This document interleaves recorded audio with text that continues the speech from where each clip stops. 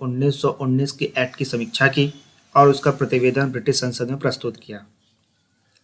उसके पश्चात ब्रिटिश संसद में उस पर चर्चा हुआ, वो प्रवर समिति के पास गया, उसका जो प्रतिवेदन था उस पर भी चर्चा हुआ और उसकी भी रिकमेंडेशन आई। तो और उसके बाद 3 गोलमेज कॉन्फ्रेंस हुए। तो पहला गोलमेज जो कॉन्फ्रेंस था वो 1930 में हुआ था, लेकिन इसमें कांग्रेस ने भाग नहीं लिया था। क्यों भाग नहीं लिया था? क्योंकि वह सविनय अवज्ञा आंदोलन कर रहा था। दूसरा जब हुआ 1931 में, तो लॉर्ड इरविन और गांधी के मध्य समझौता हुआ और यह तय हुआ कि कांग्रेस जो है गोलमेज सम्मेलन में भाग लेगी। लेकिन इसमें भी बात बनी नहीं, गांधी जी बीच में ही आ गए।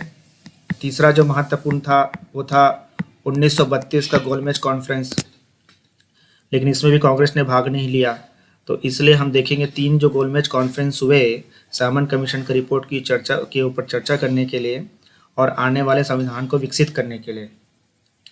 तो उसमें केवल कांग्रेस ने एक गोलमेज कॉन्फ्रेंस में भाग लिया था और इसको रिप्रेजेंट किसने किया था? कांग्रेस का गांधी जी ने किया था।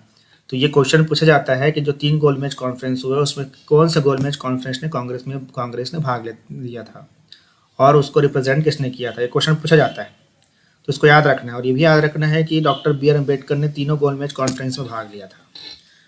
तो इस तरह से 1928 के साइमन कमीशन, जो 3 गोलमेज कॉन्फ्रेंस हुए, उससे जो निष्कर्ष निकला वो ब्रिटिश संसद की रिपोर्ट, ब्रिटिश संसद में प्रस्तुत किए गए प्रतिवेदन आदि, इन सब चीज़ों को समन्वित करके भारत में 1935 में भारतीय शासन अधिनियम के नाम से एक नया संविधान बना। और इस संविधान में क्या क्या विशेषताएं थी उसको आज के इस वीडियो लेक्चर में देखना है। तो देखते हैं कि इसमें सबसे पहली बात तो की गई अखिल भारतीय संघ की स्थापना की बात की गई। तो भारत के इतिहास में ऐसा पहली बार हुआ था कि संघ की स्थापना की बात की जा रही थी। तो संघ की स्थापना का मतलब क्या? जिसमें केंद्र भी हो, राज्य भी हो। तो ऐसा पहला प्रयत्न कब किया गया भारत में? 1935 के अधिनियम के द्वारा किया गया। तो ये संघ में कौन कौन शामिल होने वाले थे? तो संघ में 3 लोग शामिल होने वाले थे। एक तो थे आपके रियासतें ये शामिल होना था इनका। फिर ब्रिटिश प्रांत शामिल होना था, ब्रिटिश प्रांत इनका शामिल होना था। और तीसरा कौन थे?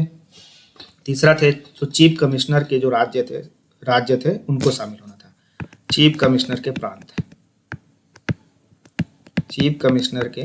प्रांत, जिसको आज हम संघ शासित प्रदेश बोलते हैं। तो उसी तरह चीफ कमिश्नर के प्रांत, रियासत, ब्रिटिश प्रांत और चीफ कमिश्नर के प्रांत, इनको शामिल होकर क्या बनना था? संघ बनना था। तो इसमें जो ब्रिटिश प्रांत है और चीफ कमिश्नर के प्रांत है, इसको संघ में शामिल होना मैंडेटरी था, लेकिन रियासतों के लिए मैंडेटरी नहीं था। तो इसलिए संघ कभी अस्तित्व में आ ही नहीं पाया। लेकिन प्रश्न बनता है कि भारत में पहली बार संघ का कॉन्सेप्ट कौन लेके आया? तो उसका आंसर क्या होगा? उसका आंसर होगा जो भारत शासन अधिनियम 1935 है, वो पहली बार संघ का कॉन्सेप्ट लेके भारत में आया। उसके बाद अब प्रांतों को स्वशासन का अधिकार दे दिया गया। ये भी एक नया चीज़ था कि अब प्रांतों को स्वशासन का अधिकार दे दिया गया। मतलब प्रांत बहुत हद तक अपने डिसीजन लेने के लिए क्या हो गए? फ्री हो गए। और शासन का जो समस्त विषय से 3 भागों में बांट दिया गया। संघीय विषय जो केंद्र के अधीन थे, केंद्र सरकार के अधीन थे।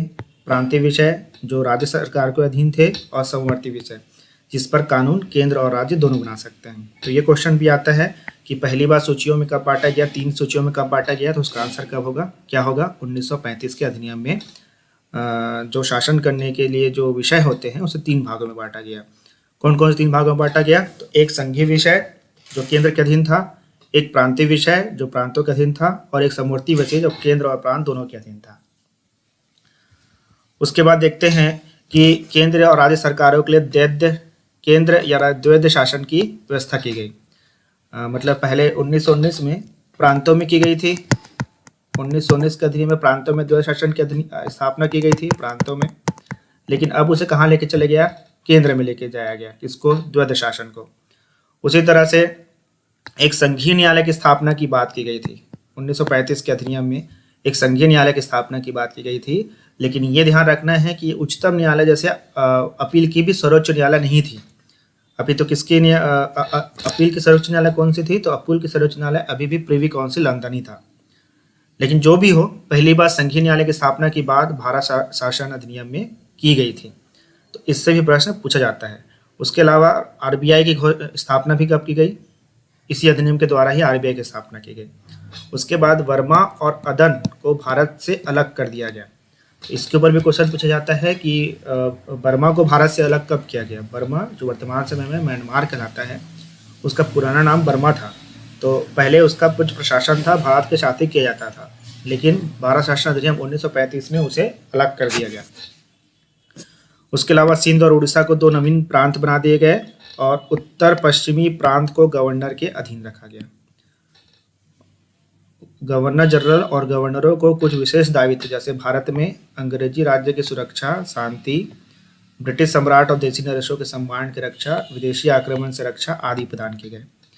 इस कानून के द्वारा निर्वाचन में सांप्रदायिक प्रणाली का उपयोग किया गया और मतदान करने वालों की संख्या बढ़ गई। पहले 3% थी 1919 के एक्ट के तहत, लेकिन अब कितने परसेंट हो गई? 13% हो गई।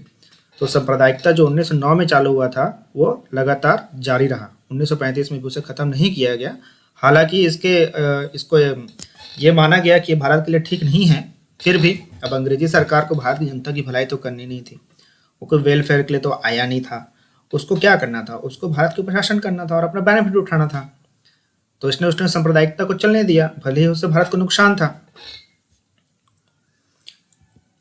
तो अब इसका मूल्यांकन देख लेते हैं। तो मूल्यांकन में देखेंगे कि संघ में आकार, जनसंख्या, महत्व और राजनीतिक प्रणाली की दृष्टि से नितांत भिन्न प्रकार की इकाइयों के मेल का प्रयत्न किया गया था। मतलब रियासतों को ही मिला रहे हो आप, ब्रिटिश प्रांत को ही मिला रहे हो, फिर चीफ कमिश्नर के ऑफिस को ही मिला रहे हो। अब रियासतें भी कोई छोटी हैं, कोई बड़ी हैं, है ना। तो उन सबको मिलाने का प्रयास किया जा रहा है। तो रियासतों का शासन कुछ अलग ही चलता था, ब्रिटिश प्रांत का शासन और चीफ कमिश्नर का शासन अलग चलता था। तो सब अलग अलग जो शासन करने वाली जो इकाइयाँ थी, आप उसको मिलाने का प्रयत्न करोगे तो कहाँ तक सफल हो सकता था? इसे संभावना कम ही थी कि वो सफल हो सकता था, और हुआ भी वही, सफल नहीं हुआ।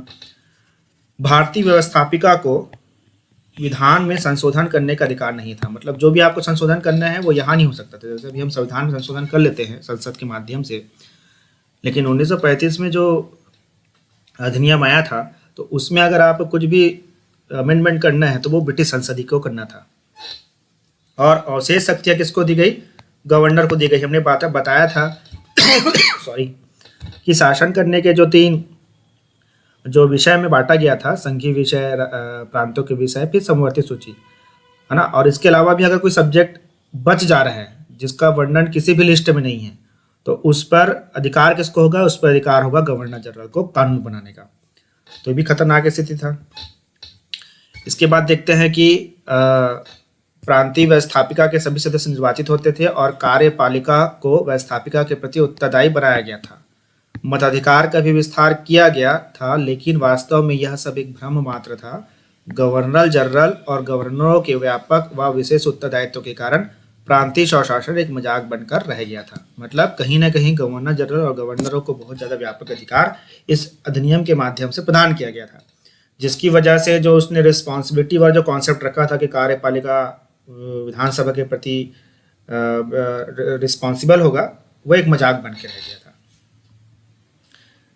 और सबसे बड़ी कमी इस संविधान के साथ ये थी कि इस अधिनियम में नवीन संविधान के स्विकसित होने या भारतीयों द्वारा अपने भाग्य का निर्णय करने का कोई प्रबंध नहीं था। यह अधिनियम ब्रिटिश संसद ने बनाया था और भारत की आगे की प्रगति का निर्णायक भी ब्रिटिश संसद ही था। मतलब यहाँ का जो आप व्यवस्थापिका हमने जो निर्माण किया था 1935 के अधिनियम के द्वारा, उसके पास बहुत ज़्यादा शक्ति नहीं थी। सारा का सारा शक्ति किसके पास था? ब्रिटिश संसद के पास था। तो इसी वजह से इस अधिनियम का बहुत बड़े पैमाने पर विरोध किया गया, जितने भी उस समय के लीडर थे। अब इसका विरोध तो किया गया, लेकिन 1935 में जो अधिनियम आया उसी के आधार पर 1937 में भारत में चुनाव हुए। तो इसके विषय पर हम अगले वीडियो लेक्चर में चर्चा करेंगे।